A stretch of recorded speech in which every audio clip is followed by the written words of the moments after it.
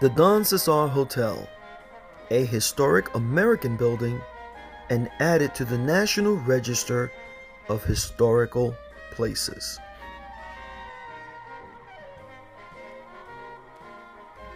Here we have the portrait of Lido Cortez.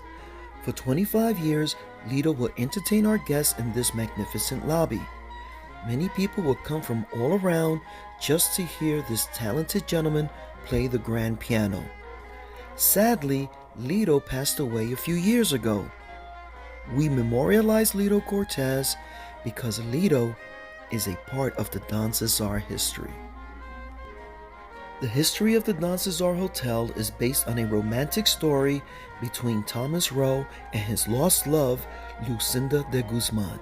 In Europe, they would always meet at a very special fountain. When they planned to elope, her parents discovered the plot and hid Lucinda away. Thomas sent letters to Lucinda for years. All went unanswered until one day they were all returned unopened, with Lucinda's obituary enclosed.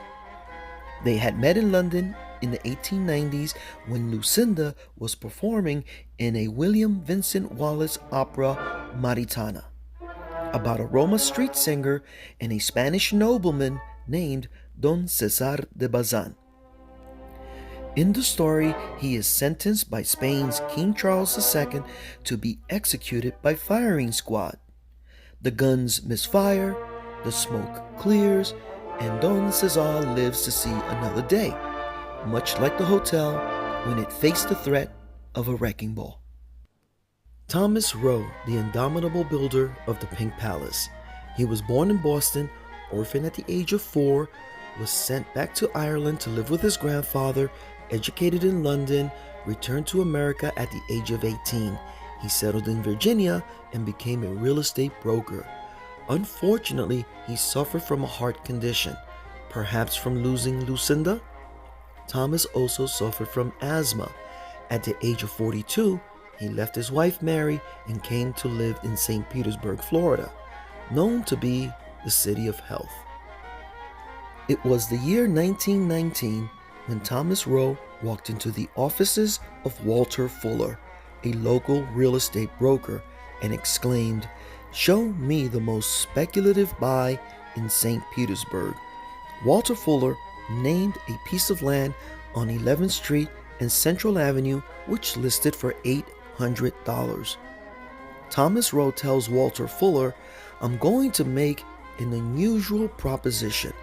You can't collect a commission for buying me something, but I'll pay you double the commission when you sell it for me."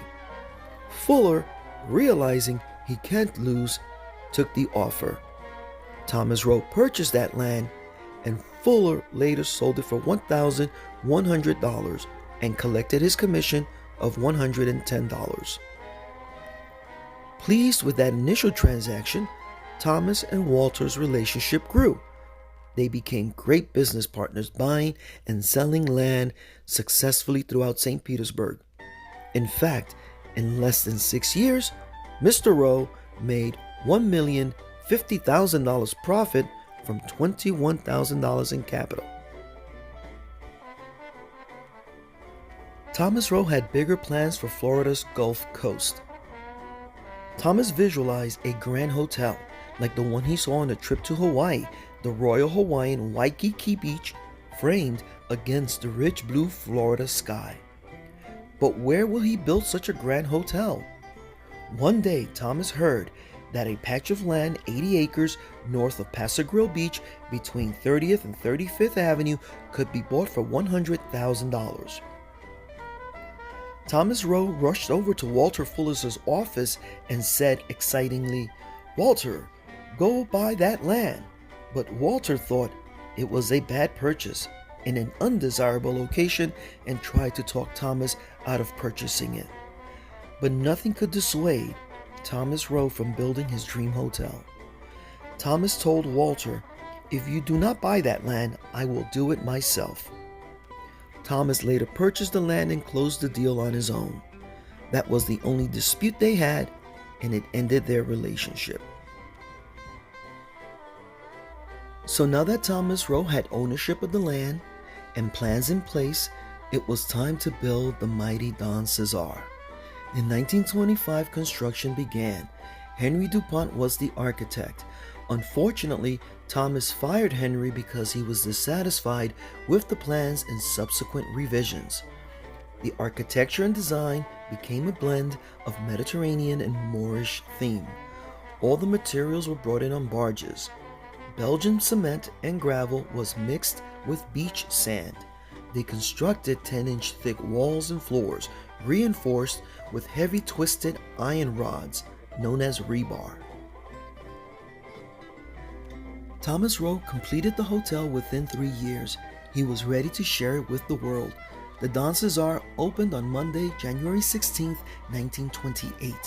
Over the door at the main entrance, carved in stone, was Thomas Rowe's famous greeting, "Come all ye who seek health and rest, for here they are abundant."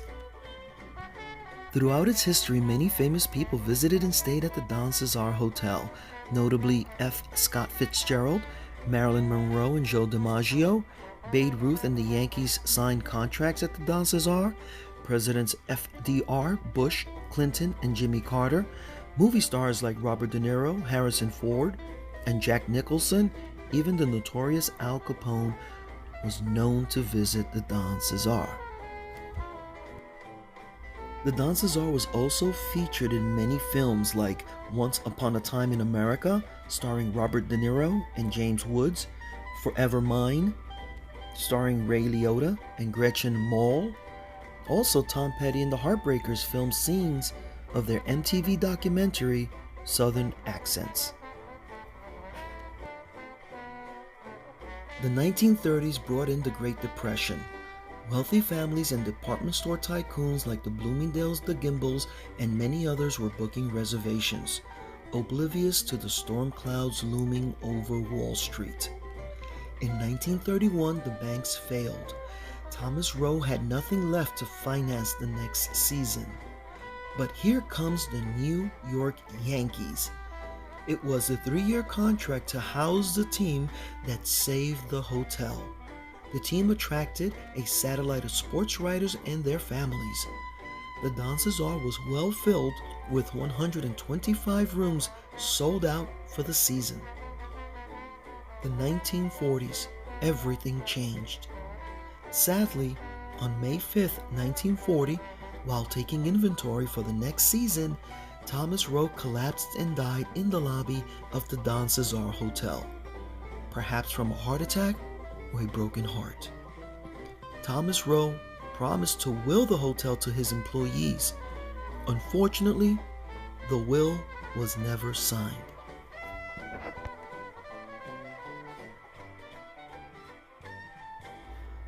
Mary, Thomas Rowe's estranged wife, inherited the Don Cesar.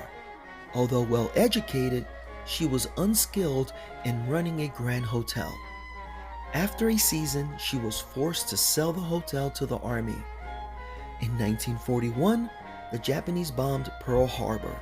All reservations were canceled. No money was coming in. In fact, some of the staff, like the waiters, chefs, bellmen, and busboys, were drafted into World War II. The U.S. Army needed a hospital nearby MacDill Air Force Base. Utilizing eminent domain, they had the property condemned and purchased it outright for its assessed value of $450,000. It had cost Thomas Rowe $1.5 million. In 1944, the Don Cesar began its golden age as the new Air Force Convalescent Center. The airmen arrived to rest, relax, and rehabilitate for a few weeks before being sent home or back into war. The relationship between the airmen and the local residents of Paso Grill was so good that the chaplain performed an average of 2 weddings per week. The first couple to marry were Mabel Hastings and Dr. John Daly.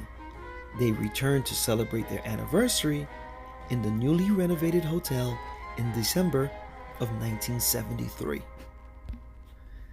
In 1945, the Don Cesar became the Veterans Administration Regional Office. All the work from the downtown and Bay Pine offices were consolidated at the Don Cesar, along with other government agencies, which lasted throughout the 50s and 60s. By the spring of 1969, the last remnants of the government agencies moved out. The lonely, abandoned Don Cesar became a blackboard for protest signs and a target for vandals.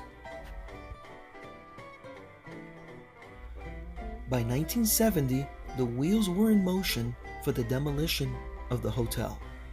In 1971, June Hurley Young played a vital role in saving the Don Cesar from the wrecking ball. She and the local community started the Save the Don Committee. Miss June Hurley Young was a writer and a local celebrity of sorts. She was on a kids' TV show called Romper Room in the 1970s. She wrote an article in Accent magazine of the Tampa Tribune titled Pink Elephant or Sleeping Beauty, suggesting there was a future for the old hotel. It was in July of 1971 when that article and a radio interview with June Hurley Young caught the attention of William Bowman Jr. William Bowman Jr. pioneered the franchise movement. He had been active in 13 Holiday Inns. Bowman was looking for a new kind of challenge, a unique hotel that wouldn't fit the stereotype mold he was used to. After extensive negotiations, William Bowman Jr. acquired the Don Cesar Hotel. Bowman invested $3.5 million in a top-to-bottom renovation project. In his passion to restore the hotel to its former beauty, he removed, cleaned, and replaced every existing pane of glass in the windows. Finally, on Saturday, November 24th, 1973, the Don Cesar opened its doors for a new beginning. William Bowman Jr. brought it back to life. And just like in Thomas Rowe's favorite opera, Maritana, the Don Cesar lives to see another day. Well, everybody, that concludes the history tour of the Don Cesar Hotel. My name is Julian Vasquez. I am the concierge, and I hope you enjoyed it. And if you're ever in St. Pete Beach, please stop by, pay us a visit.